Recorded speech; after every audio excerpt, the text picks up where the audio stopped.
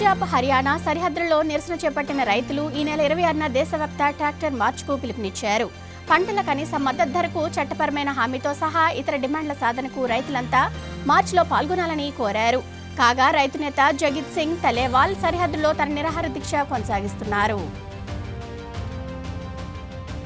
తెలంగాణ గాంధీ భవన్లో బుధవారం పీసీసీ రాజకీయ వ్యవహారాల కమిటీ సమావేశం జరగనుంది. ఏఐసీసీ జాతీయ ప్రధాన కార్యదర్శి కేసీ వేణుగోపాల్ సహా రేవంత్, భట్టి, పలువురు మంత్రులు, ఇతర నేతలు పాల్గొనున్నారు. ఏడాది పాలనలో ప్రజల్లో స్పందన, గ్యారంటీల అమలు తీరు, రానున్న 4 ఏళ్లలో చేపట్టాల్సిన అంశాలపై చర్చించనున్నారు. కేబినెట్ విస్తరణ, నామినేటెడ్ పోస్టుల భర్తీ, స్థానిక సంస్థల ఎన్నికలు ప్రధాన చర్చకు రానున్నాయి. ఫార్ములా ఈ కార్ రేస్ కేసులో ఇవాళ ఏఐఎస్ అరవింద్ కుమార్, హెచ్ఎండిఏ మాజీ చీఫ్ ఇంజనీర్ బిఎల్ఎన్ రెడ్డిని ఏసీబీ విచారించనుంది.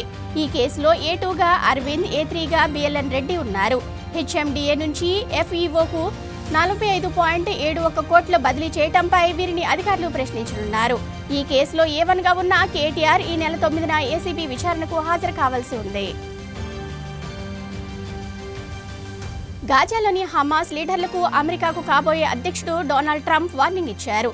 తాను ప్రమాణ స్వీకారం చేసే సమయానికి ముందే బందీలను వదిలిపెట్టాలని స్పష్టం చేశారు. లేదంటే పశ్చిమాసియాలో ఆకస్మిక దాడులు జరుగుతాయని హెచ్చరించారు. కాగా అమెరికా బందీలను విడిచిపెట్టేందుకు అగ్రరాజ్య ప్రతినిధులతో హమాస్ చర్చలు కొనసాగుతున్నాయి. బీజీటీ సిరీస్ ముగించుకొని టీమిండియా స్వదేశానికి తిరుగు పయనమైంది. చివరి టెస్ట్ ఆడిన టీం సిడ్నీలోని హోటల్ నుంచి ఎయిర్పోర్టుకు బయలుదేరింది. జట్టు సభ్యులకు ఆస్ట్రేలియా టీం సిబ్బంది వీడ్కోలు పలికారు. బీజీటీలో భారత్ 1-3 తేడాతో ఓడటంతో 10 ఏళ్లుగా మన దగ్గర ఉన్న ట్రోఫీని ఆసీస్ దక్కించుకుంది. సిరీస్ గెలిచిన ఆ జట్టు WTC ఫైనల్ చేరిన విషయం తెలిసిందే. విశాల్ ఆరోగ్యంపై ఫ్యాన్స్ లో ఆందోళన నెలకొన్న వేళ నటి ఖుష్బూ క్లారిటీ ఇచ్చారు. 11 ఏళ్ల తర్వాత తన మద గజరాజు మూవీ రిలీజ్ అవుతుందని, డెంగ్యూతో బాధపడుతున్న విశాల్ ఈవెంట్కు వచ్చారు. 103 డిగ్రీల టెంపరేచర్ కారణంగా వణికారు. ఈవెంట్ తర్వాత ఆసుపత్రికి తీసుకెళ్లగా కోలుకుంటున్నారు. వ్యూస్ కోసం విశాల్ ఆరోగ్యంపై కొందరు తప్పుడు వార్తలు రాస్తున్నారని ఆమె అసహనం వ్యక్తం చేశారు. తెలంగాణ రాష్ట్రంలో చలి తీవ్రత పెరుగుతుంది. ఉత్తరాది జిల్లాలలో పొగమంచు విపరీతంగా ఉంటుంది. రాబోయే 5 రోజుల్లో ఇదే పరిస్థితి కొనసాగుతుందని ఐఎండీ తెలిపింది. సంగారెడ్డి, కొమరంభీం జిల్లాలకు ఆరెంజ్, మిగతా జిల్లాలకు ఎల్లో ఆరెంజ్ జారీ చేసింది. పలు జిల్లాలకు కనీస ఉష్ణోగ్రత 5 డిగ్రీల వరకు, హైదరాబాద్ సహా ఇతర జిల్లాల్లో 7 నుండి 9 డిగ్రీల వరకు తగ్గే అవకాశం ఉందని అంచనా వేసింది. ఆరోగ్యశ్రీపై సీఎం చంద్రబాబుకు ఎందుకంత కక్ష అంటూ మాజీ సీఎం జగన్ మండిపడ్డారు. వైద్యానికి ఎంత ఖర్చైనా ప్రజలు ఉచితంగా చికిత్స పొందేలా పథకాన్ని తీర్చిదిద్దాం. దాన్ని కూటమి ప్రభుత్వం ఎందుకు నాశనం చేస్తుంది? నెట్వర్క్ ఆసుపత్రులకు 3,000 కోట్ల రూపాయల బకాయిలు పెట్టారు. 1.5 కోటి కుటుంబాల ఆరోగ్యానికి షూరిటీ లేదని, ఆరోగ్యశ్రీని అమలు చేయాలని డిమాండ్ చేశారు. ప్రధాని మోదీ బుధవారం విశాఖలో పర్యటించనున్నారు. 2 లక్షల కోట్లకు పైగా విలువైన ప్రాజెక్టులకు శంకుస్థాపనలు చేయనున్నారు. ముందుగా CM Chandrababu deputy CM Pawan కళ్యాణ్తో కలిసి రోడ్ షోలో పాల్గొంటారు. అనంతరం ఏయూ ఇంజనీరింగ్ కాలేజీ గ్రౌండ్లోని సభాస్థలి వద్దకు చేరుకుంటారు. సాయంత్రం 4:15 విశాఖ చేరుకోనున్న పీఎం బహిరంగ సభ శంకుస్థాపనలు ముగించుకొని రాత్రి 7:15 ప్రాంతంలో తిరుగు ప్రయాణం అవుతారు. ఎన్టీఆర్ జిల్లా నందిగామ సబ్ డివిజన్ పరిధిలో భారీగా గంజాయి పట్టుబడింది. చిలకల్లు టోల్గేట్ వద్ద కారు ఆపకుండా టోల్గేట్ను గుద్దుకొని వెళ్లిన కారును పోలీసులు వెంబడించారు. చివరికి గంజాయి స్మగ్లర్లను నందిగామ శివార్లో కారు వదిలి వెళ్లగా డ్రోన్ల ద్వారా కారును గుర్తించిన పోలీసులు సుమారు 120 కేజీల గంజాయిని స్వాధీనం చేసుకున్నారు. తిరుమల నుండి ప్రయాగ్రాజ్ కుంభమేళాకు శ్రీవారి కళ్యాణ రథం బయలుదేరి వెళ్లింది. టీటీడీ చైర్మన్ బిఆర్ నాయుడు అధికారులు కళ్యాణ రథానికి పూజలు చేసి రథాన్ని ప్రారంభించారు. కుంభమేళాలో ఏర్పాటు చేసిన శ్రీవారి నమూనా ఆలయంలో ఉత్తరాది భక్తులకు స్వామివారి అర్జిత సేవలను తిలకించే భాగ్యం కల్పించనున్నారు. విశాఖ నుంచి సంక్రాంతి ప్రత్యేక బస్సులను ఈ నెల 9వ తేదీ నుంచి నడపనున్నట్లు RTC Visakha regional manager B Appalanaidu తెలిపారు. ద్వారకా బస్ స్టేషన్, మద్దెలపాలెం, గాజువాక, సింహాచలం డిపోల నుంచి వివిధ ప్రాంతాలకు ప్రత్యేక బస్సు సర్వీసులను నడుపుతామన్నారు. ఈ మేరకు 200 బస్సులను సిద్ధం చేసినట్లు ఆయన పేర్కొన్నారు. మాజీ సీఎం వైసీపీ అధ్యక్షుడు వైఎస్ జగన్ బుధవారం నెల్లూరు జిల్లా నేతలతో సమావేశం కానున్నారు.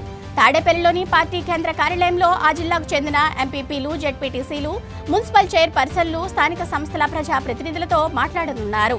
భవిష్యత్ కార్యాచరణపై ఒక్కో జిల్లా నేతలతో సమావేశం అవుతున్న విషయం తెలిసిందే.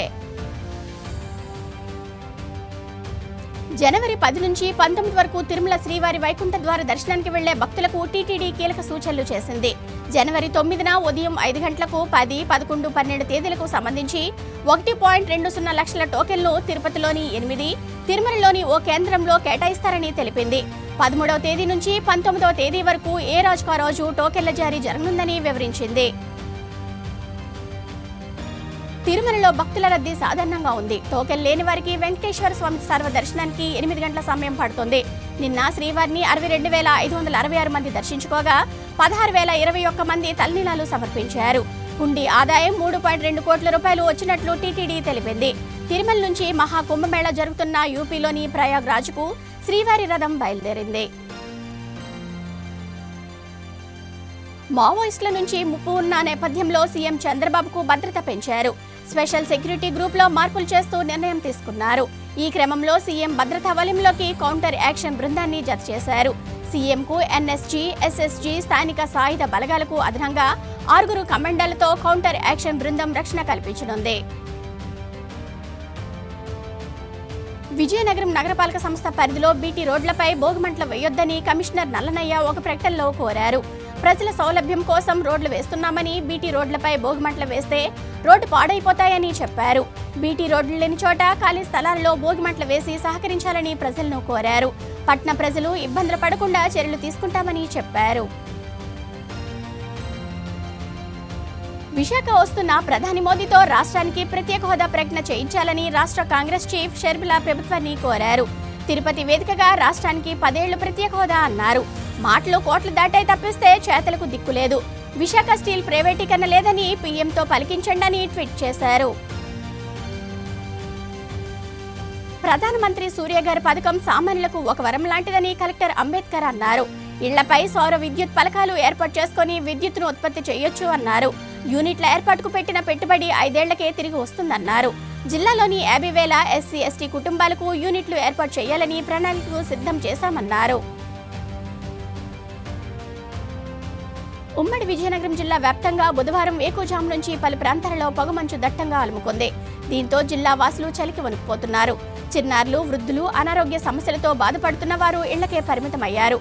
వాహనదారులు లైట్లు వేసుకుంటే తప్ప రోడ్డు కనిపించడం లేదు.